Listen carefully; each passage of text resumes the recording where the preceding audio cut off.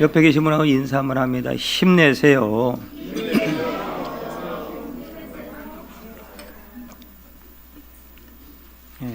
우리가 많은 사람들이 초대교회로 돌아가자 그런 말을 많이 하죠. 초대교회로 돌아가자. 그것은 이제 그때의 사람들이 우리보다도 잘나고 또 신앙생활이 완벽했고 이런 차원이 아니라, 초대교회는 중요한 것은 그 사람들의 마음 속에 복음의 핵심을 가지고 있었다라고 하는 거예요. 그래서 초대교회로 돌아가자는 얘기는 우리가 다시 한번 신앙생활을 하다 보니까 마치 그 복음이라고 하는 순수한 진리 가운데 살다 보면 옷에도 먼지가 묻고 그러잖아요.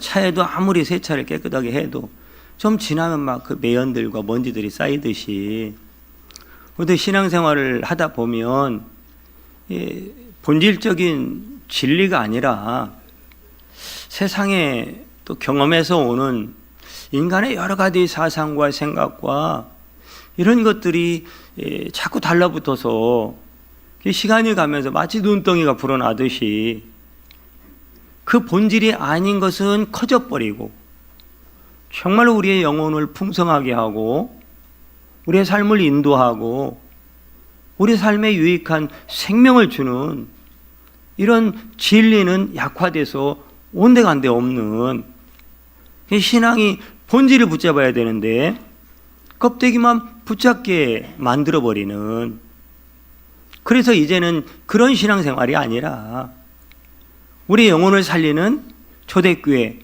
복음의 핵심 진리를 붙잡고 살았던 그 사람들 가운데로, 그 시대의 그 신앙의 모습으로 돌아가자라고 하는 것이 초대교회로 돌아가자라고 하는 거예요.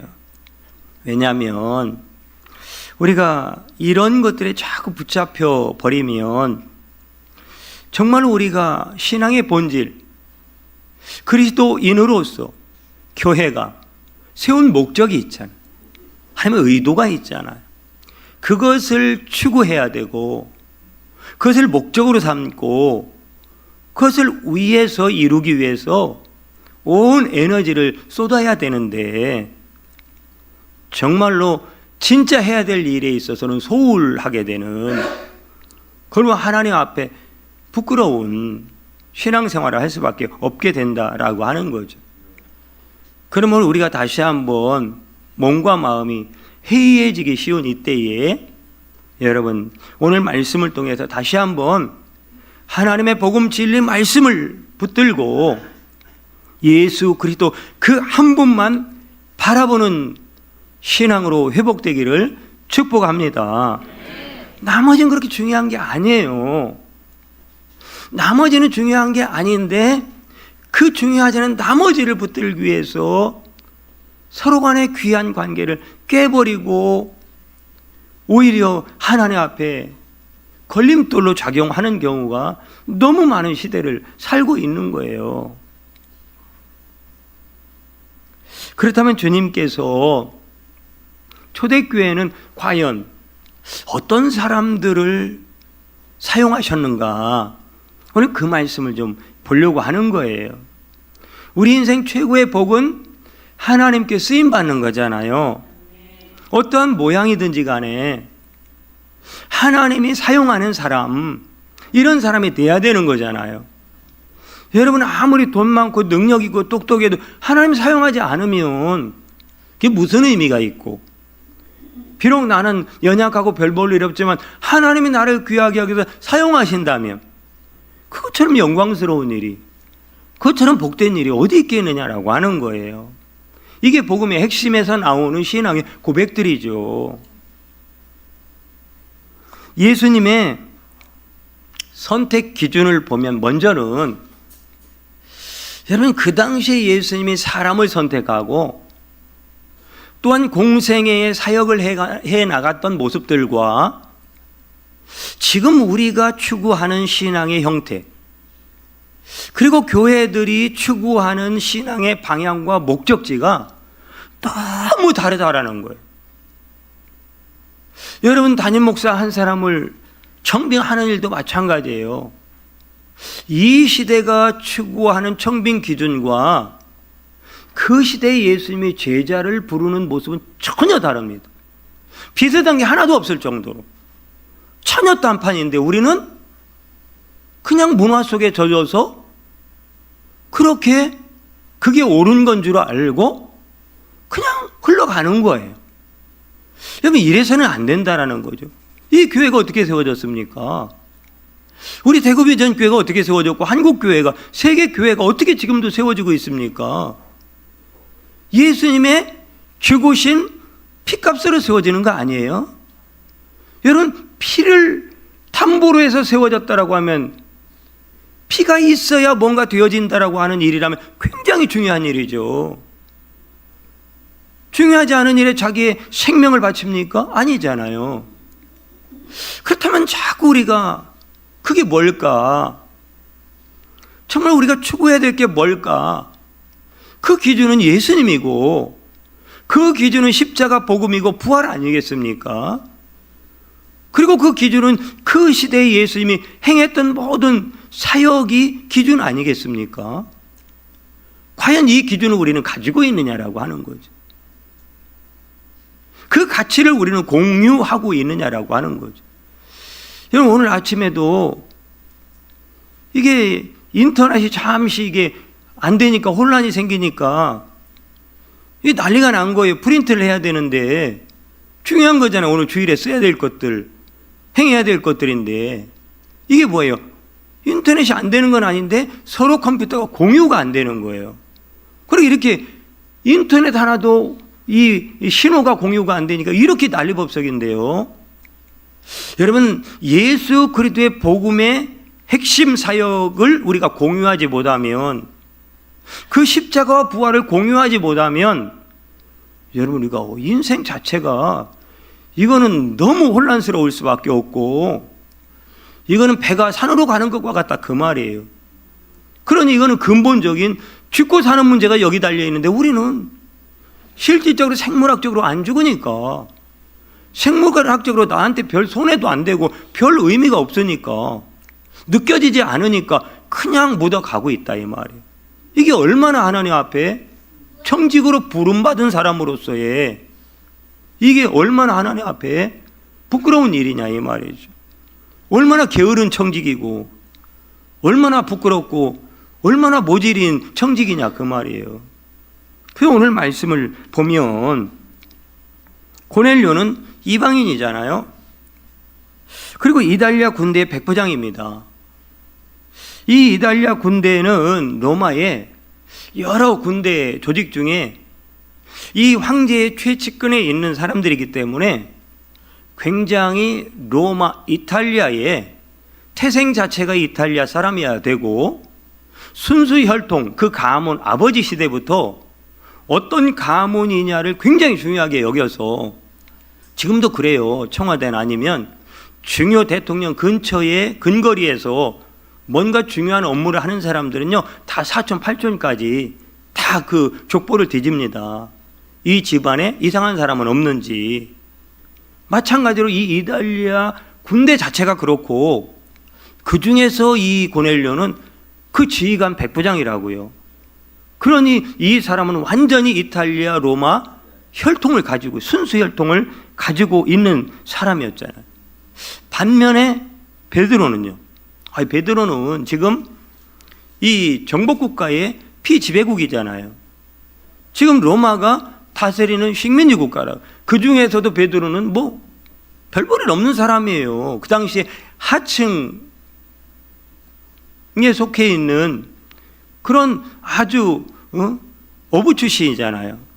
그게 이 신분상으로나 어떤 나라적으로나 어떤 사람 됨됨이로나 이 고넬료와 베드로는 함께 할 수 없는 사람입니다. 그런데 오늘 본문에 두 사람이 같이 등장하고 같이 만남을 갖는, 이 만남은 그냥 일반적인 만남이 아니에요. 이 만남은 교회사적으로 굉장히 중요한, 이방 세상 땅끝에 복음의 문이 열어지기 시작하는 역사적인 순간의 만남이거든요. 이 어마어마한 역사적인 거룩한 만남에 어떻게 이 서로 비슷하지도 않고 함께 할 수도 없고 만날 수도 없는 고넬료와 베드로가 만나게 되느냐 이 말이에요. 거기에는 물론 하나님의 개입이 있는 거예요. 하나님의 계획이 있고 하나님의 섭리가 있고 하나님이 주선한 거죠. 그런데 여러분 아주 단순한 거예요. 공통점은 딱 두 가지예요. 오늘 정재훈 집사님이 기도할 때 어쩜 그렇게 그 말씀 안에 그 기도 안에 다 있더라고요. 오늘 말씀 들어보세요. 뭐가 있었는지. 특징은 딱 두 가지예요. 그게 뭐냐면 첫 번째는 다른 거 없어요. 기도하는 사람이었다는 거예요. 기도하는 사람이요. 여러분 우리가 가장 많이 하는 게 기도 아닙니까? 가장 많이 입에 오르내리는 단어가 기도 아닙니까? 근데 이 기도는 달라요. 이 기도는 하늘이 열린 기도예요. 하나님과 지금 대화하는 기도라고요. 하나님의 영과 성령이 내 안에 있는 성령이 만나는 기도라고요. 이 놀라운 기도가 열어진 사람, 이게 베드로와 고넬료의 공통점이에요. 공통점. 그래서 오늘 이 말씀을 읽고 이 말씀을 대하는 우리들에게 주시는 하나님의 말씀이 뭐겠습니까? 단순하죠. 야, 나는 다른 거 원치 않아. 너 기도하는 사람 됐으면 좋겠어. 난 기도하는 사람이 너무 좋아. 기도하는 사람을 쓰고 싶은데 기도하는 사람을 찾는데 없어. 네가 좀 기도하면 안 되겠니? 내가 이 시대를 향해서 가슴 아픈 이 가슴 저리는 이 아픈 시대를 향해서 뭔가 은혜를 베풀고 싶은데 그 은혜의 일들에 사용할 만한 사람이 없어. 네가 기도하는 사람이 되면 안 되겠니? 여러분 이게 얼마나 안타까운 소리입니까? 이게 얼마나 안타까운 하나님의 마음이겠느냐 이 말이에요. 여러분 그 많은 사람 중에 많잖아요. 초대교회 그 많은 내노라는 사두개인들, 서기관들, 바리새인들 얼마나 많습니까? 알고 공부하고 학식 뛰어나고 가문 좋고 얼마나 많은 사람들이 있습니까? 그런데 하필 왜 이 앞에서 서두에서 얘기했던 이 고넬료와 이방인, 그 다음에 유대인 중에서라면 어쩜 그렇게 모질이 같은 별 볼 일 없는 베드로를 선택하느냐 이 말이에요. 다른 거 아무것도 없더라 이 말이에요. 오직 그냥 하나님께 기도하는 사람 외에는 하나님이 뵈는 게 없는 거죠. 성경 어디를 봐도 기도하는 사람을 그렇게 좋아하셔요. 여러분 하나님이 좋아하는 성도 되시길 축복합니다. 다른 게 뭐 필요했어요? 저는 목사가 아니라도 하나님이 좋아하는 사람 됐으면 좋겠어요. 그거 아닌가요? 목사 타이틀 갖고 천국 가는 건 아니잖아요. 오늘 여기 찬양할 때도 나를 사랑하시니, 우리 집사님 기도할 때도 나를 사랑하는 주님, 그런 거 아니겠어요? 신앙생활이. 우리 주님은 기도하는 사람을 찾으시고 기도하는 사람을 너무 기뻐하시고 기도하는 사람 고넬료와 베드로를 사용하시더라라고 하는 거예요. 그래서 여러분 4절에도 그 말씀이 있는 거잖아요.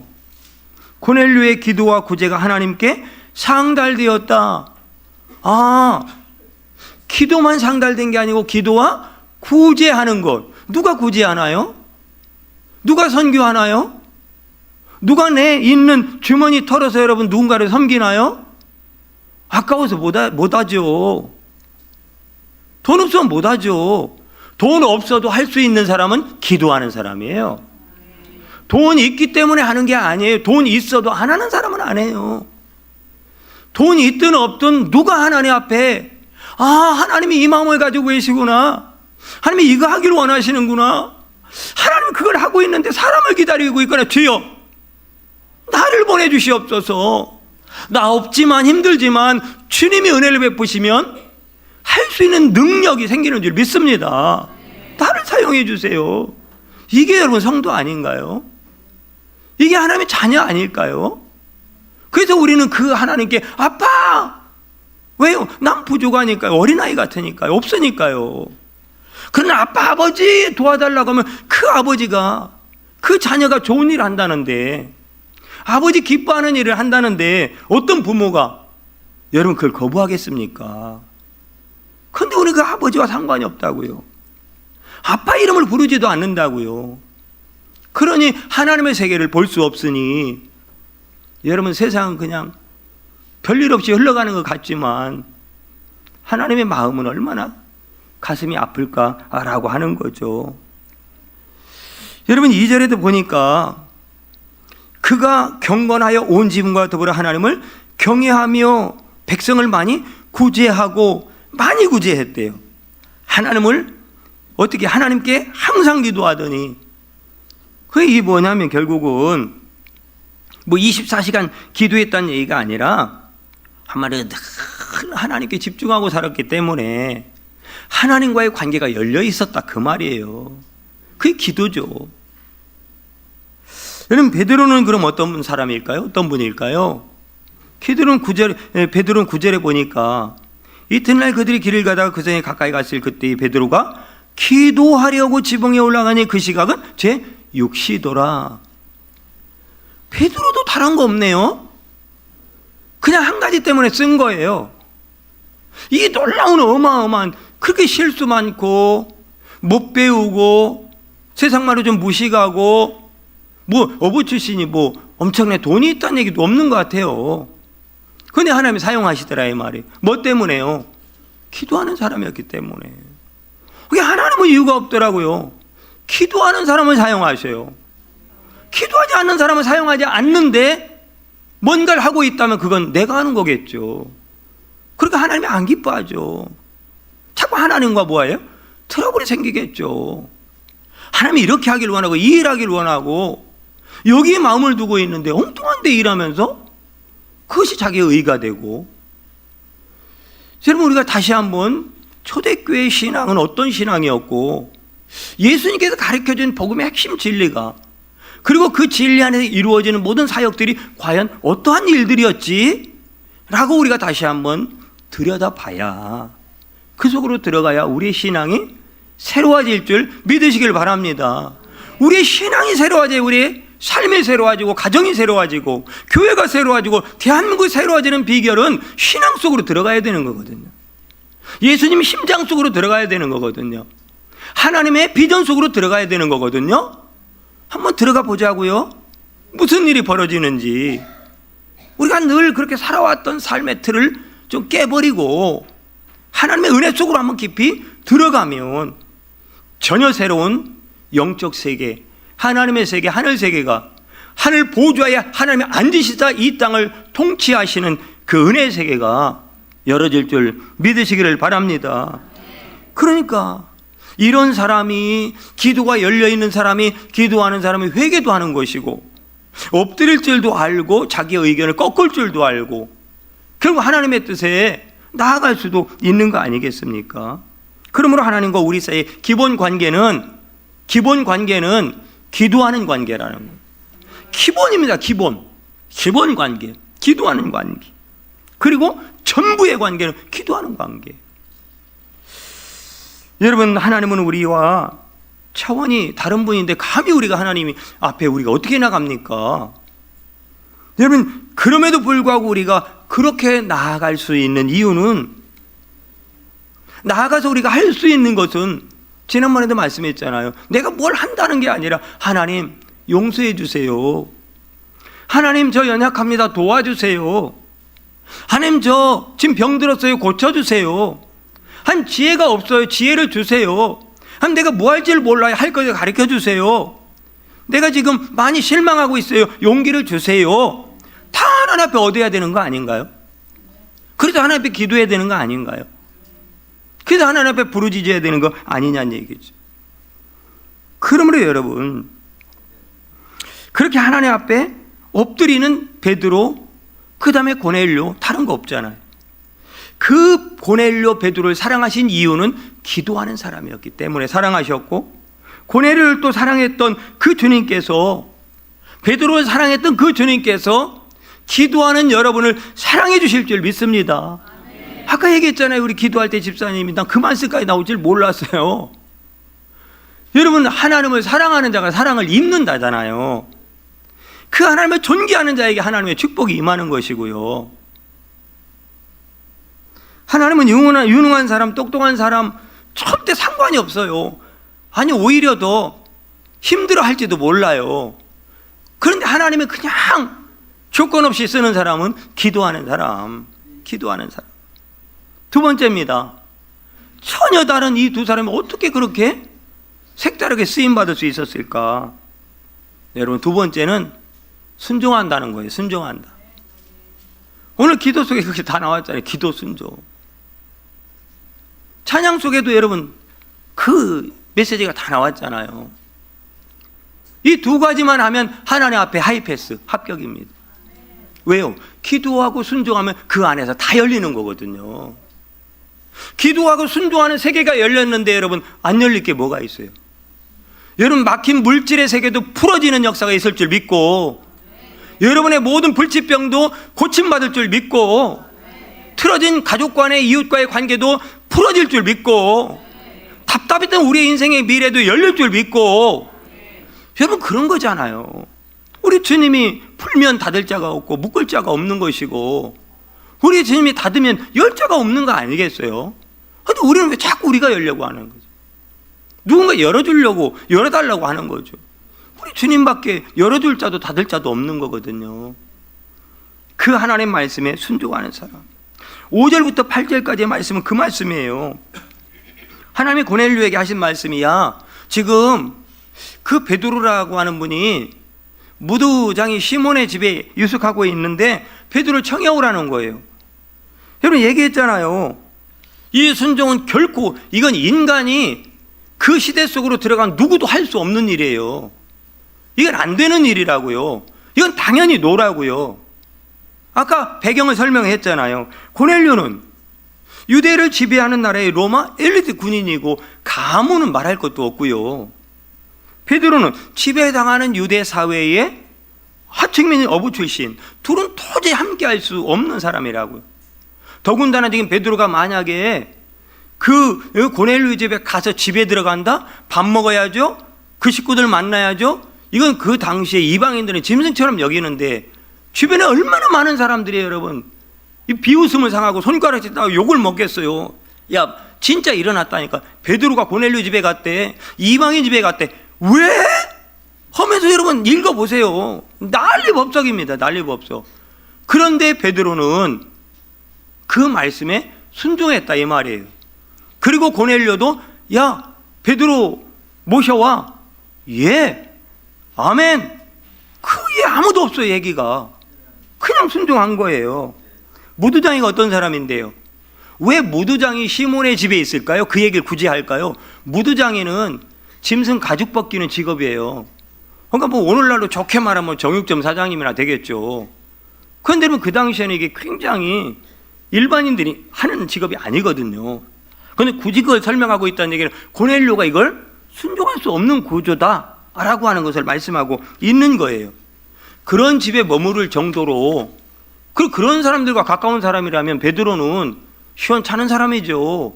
별 볼 일 없는 사람이죠. 시시한 사람이죠. 그 사람을 초청해 오라는 거예요. 하필 그 많고 많은 사람 중에요. 이걸 어떻게 순종하냐고요. 그런데 고넬료는 그 말씀을 듣고 즉시 곧바로 베드로를 초청하라고 사람을 보낸 줄 믿으시길 바랍니다. 그냥 보낸 게 아니에요. 그 중에 경건한 사람을 또 붙여서, 이거는 베드로를 최대한 예우하는, 존중하는 그런 의미의 태도를 가지고 보낸 거예요. 베드로 불러와라. 예, 곧바로 순종한 거예요. 뭐 그러면 뭐 무슨 일이 생기고 어떻게 되고 거기를 가면 어떤 일이 생기기 때문에 너 혼자 가면 안 되고 둘이 가야 되고 몇 명 가야 되고 조직을 짜고 준비하는 데만 며칠 걸릴 거예요 아마. 그리고 결론은 야, 그래서 안 돼. 여러분, 그거 아니겠어요? 근데 여러분, 뭐 고넬료는 그냥 즉시 순종해서 사람 보내고, 더군다나 그 안에서요 짧은 시간 안에 하늘이 열리니까 하나님의 지혜가 그냥 팍팍팍팍 돌아가서 그냥 일이 팍 돼버리는 거예요. 우리의 일이 그렇게 되면 얼마나 복되겠어요. 얼마나 복이냐고요. 이것이 여러분 인생이 정말 스파크처럼 번갯불처럼 그렇게 열리길 축복합니다. 머리 복잡하지 않아요. 성령의 일들은, 하나님의 일들은요. 베드로도 대단한 거예요. 오늘 말씀에 나왔잖아요. 베드로가 환상을 보잖아요. 그런데 막 하늘에서 큰 보자기 같은 그릇이 내려오는데 그 안에 온통 막 징그러워. 유대인들이요 부정하다고 여기는 그 짐승들이거든요. 막 그렇게 막 내려오는 거예요. 그런데 깜짝 놀라고 있는데 하나님 그거 잡아먹으라 그러는 거예요. 아니 그걸 어떻게 먹습니까? 여러분 생각해 보세요. 뭐 지금 뭐 스테이크 내려온 것도 아니고, 아니 뭐 삼겹살 도톰하게 해서 잘 구워서 내려온 것도 아니고, 그럼 살아있는 채로 이 짐승들이 내려오는 그 짐승 자체가 싫은 거고, 그 여러분 살아있는 그 모습을 볼 때 이게 어떤 여러분 생각이겠습니까? 어떤 느낌이겠습니까? 그러니까 대본에 나온 게 뭐예요? 어우 안 됩니다. 그게 예수님이 뭐라고 그래요? 야 내가 지금 오늘 한번 볼까요? 뭐라고 돼 있어요? 한번 거기 중요한 게 있잖아요. 자 그럴 수 없다고 하니까 자 15절 시작. 또 두 번째 소리가 있어야 돼. 하나님께서 깨끗하게 하신 것을 내가 속되게 하지 말라. 아멘. 지금 우리는 안 된다는 거잖아요. 고넬료조차도 베드로조차도 안 된다고 하는 거잖아요. 안 돼요. 여러분 참 그런 거 보면 이 베드로가 제자 중에 수제자 아닙니까? 여러분 율법에 대해서 알아도 제일 많이 아는 사람이잖아요. 제일 많이 알기 때문에 더 많이 안 된다는 사람이에요. 아니 많이 알으니까 다. 그런데 성령의 일들은 율법 체계 밖에 있거든요. 하나님 말씀 더 깊은 곳에 있거든요. 보이는 문자 세계 더 깊은 터널 속에 있거든요. 그걸 어떻게 합니까? 영이 열리고 하늘이 열리지 않으면 그렇게 대부분 안 된다는 건데 그 세계를 하나님이 열어주시는 거예요. 야 내가 거룩하게 한 것을 네가 속되다고 하면 어떻게 되냐 도대체. 그런데요 베드로가 그 한마디에 순종을 해요. 여러분 우리가 그럴 수는 있어요. 안 될 것 같고 안 되는 것 같고 그러면 큰일 날 것 같은데 기도하는 사람이니까 하나님이 하나님의 뜻, 하나님의 마음을 전달해 주니까 금방 깨닫는 거예요. 고집을 꺾는 거죠. 자기 생각 지식을 꺾는 거죠. 이게 성도잖아요. 내 생각은 이럴지라도, 내 계획은 이럴지라도, 내 경험은 이럴지라도, 내 고집은 이럴지라도 하나님이 하겠다는데, 하나님이 그렇다는데, 하나님이 그거라고 하는데 우리 아멘 해야 되지 않나요? 아멘. 그렇죠. 우리 비전교회 성도들이 지금까지 그렇게 왔으니까 감사하고요. 우리가 조금 더 순종하고 조금 더 기도하는 사람이 된다면 더 깊은 하나님의 은혜의 세계를 경험하고 그 역사의 주인공이 바로 여러분들이 될 줄 믿습니다. 이제는 좀 차원 다른 신앙생활 속으로 우리가 들어가야 되지 않겠느냐라고 하는 거죠. 그런데 이 광경이 3번이나 반복됐다고 말씀에 나오잖아요. 그런데 그 3번째 반복되는 그 상황 속에서 이게 마무리될 쯤에 곧바로 사람이 도착하네요. 손님이 온 거예요. 누구겠어요? 고넬료가 보낸 사람들. 그러니까 누구십니까? 그러니까 우리 주인이 로마의 백부장 군대 지휘관이신데 이렇게 베드로 사도를 청해서 하나님 말씀을 들으려고 모셔오라고 해서 저희가 왔습니다. 할렐루야. 마음도 이쁘잖아요. 고넬료는 이방인이고 가질 걸 다 가진 사람인데 이렇게 겸손해요. 여러분 우리가 조금만 더 겸손하면 하나님의 은혜가 더 크게 임할 텐데. 할렐루야. 저는 부끄럽더라고요. 목사인 제가 부끄러웠어요. 왜요? 고넬료 이방인이잖아요. 그 당시에 유대인들로서는 짐승 취급 당하는 사람이잖아요. 자기의 삶의 그 수준은 높을지라도 신앙적으로 보면 그런 사람이 베드로 사도에게 사람을 보내서 말씀을 들으려고 한다라고 하는 이 말이요. 얼마나 마음이 예쁘고 얼마나 마음이 아름답습니까? 그 앞에 참 부끄럽더라고요. 저도 이 정도로 주님의 말씀을 정말로 사모하고 사랑하고 그 주님을 그렇게 귀하게 여겼던가. 베드로도 당황하기엔 마찬가지죠. 자신을 청하러 온 사람이 그런 사람이라고 하니까. 그것도 지금 자신들을 지배하고 있는 가장 높은 계층의 군대에 백부장 지휘관이라고 하니까 더군다나 유대인들은 지금 그런 상황이잖아요. 유대인과 이방인은 지금 상종을 않는 사람들인데 굉장히 어려운 일이에요. 그런데 그것이 베드로는 기도하는 사람이었잖아요. 그렇게 뭘 아는 거예요? 하나님의 뜻인 줄 알더라 이 말이에요. 중요한 건 기도하는 사람이 왜 중요한가? 하나님의 뜻을 알게 되더라 이 말이에요. 알으니까 자신을 꺾어버리고 아멘하여 하나님의 뜻과 계획에 순종하니까 하나님의 놀라운 역사가 이루어지더라 이 말이에요. 이 은혜와 축복의 역사가 일어나더라 이 말이에요. 여러분들에게 그 은혜가 임하기를 축복합니다. 그거 어떻게 순종했습니까? 자, 10장 23절에 보니까 읽진 않았는데요. 자, 시작. 베드로가 불러들여 유숙하게 하니라. 그분들을 하룻밤을 자기 집에서 재우는 거예요. 그 시몬 무두장의 집에서 같이 하루를 자고서 그 다음날 그들을 따라간 겁니다. 도저히 할 수 없는 일이지만 베드로가 하나님의 말씀에 순종한 거예요. 순종한 거라고요.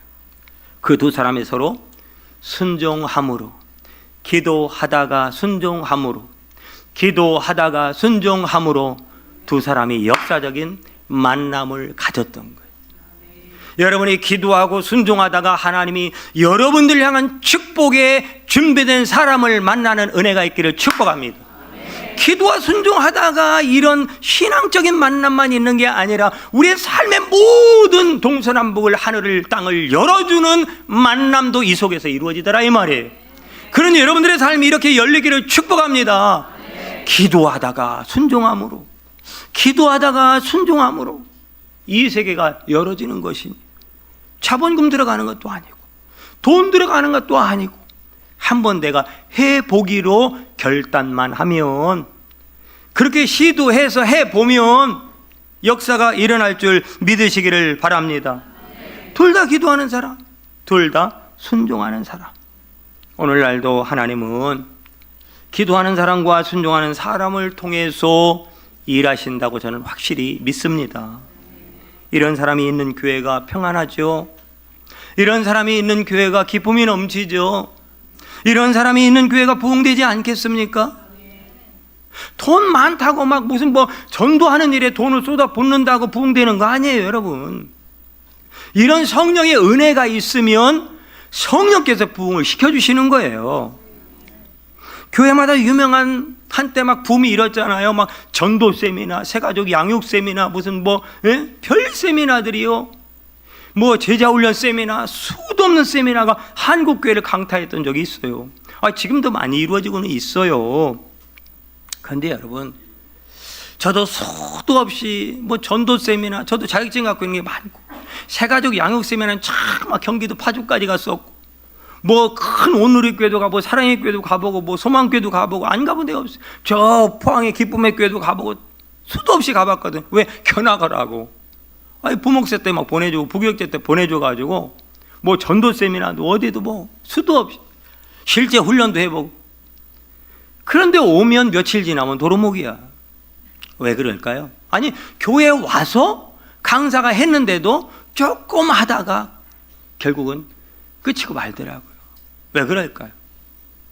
여러분, 강사가 무능해서도 아니고 전달력이 떨어져서도 아니고, 여러분, 순종하는 사람이 없기 때문이에요. 단 한 사람이라도 그 말씀을 하나님의 말씀으로 알고, 내가 전도해야 되는구나, 내가 복음을 전해야 되는구나, 내가 새로운 사람이 오면 내 거 다 내려놓고 할렐루야 하면서, 여러분 한번 생각을 해보세요. 여러분 처음에 교회 올 때 생각해 보세요. 얼마나 어색합니까? 자기는 뭐예요? 5년 이상만 다니면 교회 굉장히 익숙합니다. 아주 프로입니다. 그러니까 프로인 자신의 입장에서 사람들을 보는 거예요. 세 가지 왔는데도 쭈뼛쭈뼛 그냥 자기 볼 일이나 보고, 그런 교회 누가 오겠냐고. 요즘 시대가 어떤 시대인데. 요즘은 고객 이거 아니에요, 고객? 아니, 자기는 세상에서 서비스를 그렇게 받기를 원하면서 교회에서는 왜 그걸 안 줘? 여러분, 새가족이 최고예요, 최고. 이런 교회가 부흥을 하고요, 이런 교회 분위기를 새로 오는 사람들은 금방 알아요. 나에게 이렇게 환대를 해주는구나, 내가 이런 환대를 받아본 적이 없는데 대구 비전교회 와서 그 환대를 받네. 와우, 이 교회 좋은 교회네. 그러지 않겠어요? 복음 듣는 건, 말씀 듣는 건 나중 문제고, 일단 오면 분위기로 그냥 그 양반은 판단하고 끝내버리거든요. 그 양반이 아니라 누군지 모르지만. 그래서 여러분, 한번 누군가 새로 오면요, 막 10명, 우리 교회는 전교인이 달라 들을 정도가 돼야 되는 거예요. 그렇게 훈련이 되어야, 그런 마인드를 가져야. 아니, 무릎 아픈 사람은 그냥 앉아 계시고요. 그러면 교회는 하루아침에 바뀌어버려요. 왜요? 내 마음에 성령이 이루시는 역사거든요. 이게 여러분, 이게 성령이 내 안에 계시지 않으면 이게 되는 일인가요? 안 되잖아요. 그래서 성령이 내 안에 역사하니까 세상이 뭐 하는 거예요? 내가 고정관념이 미쳐버리니까요. 그걸 뭐라고 그래요? 바울아, 네가 예수께 미쳤도다. 그거예요, 신앙생활은. 예수한테 미치고 성령에 붙들리니까 하나님의 일들이 이루어지는 거죠. 그런데 그것들 뒤에서 자꾸 뭐라고 하는 사람들은요, 그냥 교회 다니는 사람들이요. 너무 신경 쓰지 마세요. 우리 교회는 없는데. 오직 여러분의 마음과 우리 비전교회는 지금처럼, 아니, 더 성령으로만 충만하고 성령이 역사하고 하나님이 기뻐하고 하나님 비전이 임하고 그 비전에 기도함으로 순종함으로 역사가 이루어지는 교회 되기를 축복합니다. 그거에 다른 거 없어요. 여러분, 우리 시간이 많이 남은 게 아니더라고요. 들려오는 소식들이요, 젊은이들이 병원에 119로 실려가는 일들이 다반사고요, 뇌출혈로 쓰러졌다고 하는 사람들이 수도 없이 연락이 오고요, 만나면 다 그런 사람 얘기예요. 언제 우리의 생명이 멈출지 몰라요. 여러분, 영원할 것 같이 생각하지 말고 오늘 하루 하나님이신 진리 안에서 하나님의 뜻에 순종하며 기도하며 하나님의 뜻이라면 아멘 하는 고넬료와 베드로 같은 사람, 이 신앙으로 다시금 우리가 무장해야 될 줄 믿습니다. 너무 여러분, 조금만 더 순종하려고 마음먹고 조금만 더 기도하려고 마음먹으면요, 더 따질 것도 없고 더 복잡할 것도 없고 비본질적인 어떤 전통에 매달리지도 말고 그냥 좀 순수한 마음으로 기도하고 순종하면 오히려 하나님의 역사는 더 강력하게 나타날 줄 믿으시길 바랍니다. 우리 비전교회가 살아나려면, 더 부흥하려면 여러분, 다 많이 모여서 회의해야 되는 게 아니에요. 여러분, 기도하는 사람이 많아져야 되고 순종하는 사람이 많아져야 되는 거죠. 그것이 신앙의 본질이자 다른 것은 중요한 게 하나도 없어요. 하나도 없어요. 그래서 바울은요, 본질, 복음의 핵심, 하나님의 기뻐하는 그거 붙잡기에 다 버렸잖아요. 근데 우리는 그 본질을 버려가면서 비본질을 잡기 위해서, 이게 얼마나 아이러니하고 하나님의 방향과 뜻과 거리가 먼 거죠. 아니, 이 시대가 그래서 그래요. 이제 시대를 향한 또 선포이고, 제가 목회자로서 참 이 가슴 아픈 현실 앞에 저도 죄인된 입장에서 이 말씀 앞에 서는 거거든요. 우리 다 같이 한번 이런 기도하는, 순종하는 사람이 되어 보자는 거죠. 저도 기도 많이 못했고 순종 많이 못했거든요. 수도 없는 감동이 밀려오는데도 불구하고 에이, 그거 해봤자. 근데 그때마다 사람이 보이고 누군가가 보이니까 이게 안 되는 거죠. 주님이 보이면 쉽게 순종할 텐데 환경이 보이고. 여러분, 정말 하나님이 중요하게 생각하는 것은 그 사람이 정말로 하나님께, 하나님을 사랑해서 사모해서 기도하는 사람인가, 정말로 하나님이 살아계셔서 지금도 온 우주 만물을 주관하고 계신 주님, 주인이신가, 그것을 알고 순종하는가. 기도하는가 순종하는가 주님이 보시는 건 그거라는 거죠. 정말 우리 비전교회가 교회다운 교회에 하나님이 기뻐하는 그런 교회가 되기 위해서, 그런 성도가 되기 위해서 더 기도하기 위해서 노력하고 조금만 더 순종하기 위해서 노력하시기를 축복합니다. 본질에서 벗어나면 대단한 그 무엇도 울리는 꽹과리가 되고 말 뿐입니다.